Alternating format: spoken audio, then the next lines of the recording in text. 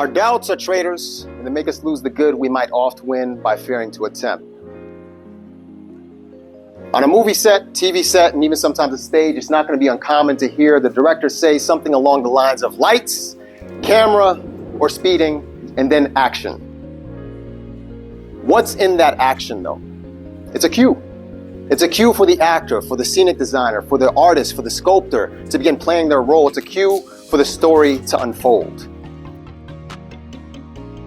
You, like me, have an individual fingerprint in this world. And what that means is that you have a unique perspective, a unique gift, unique skill to share with the world.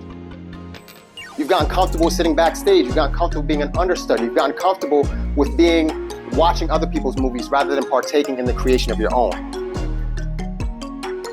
And I think the most tragic part of this is that we don't realize other people's blessings, other people's breakthroughs are on the other side of our obedience to our gift, to our goals. Each of you have that within you right now. That's the gift. That's the value of your art. That's the value of you.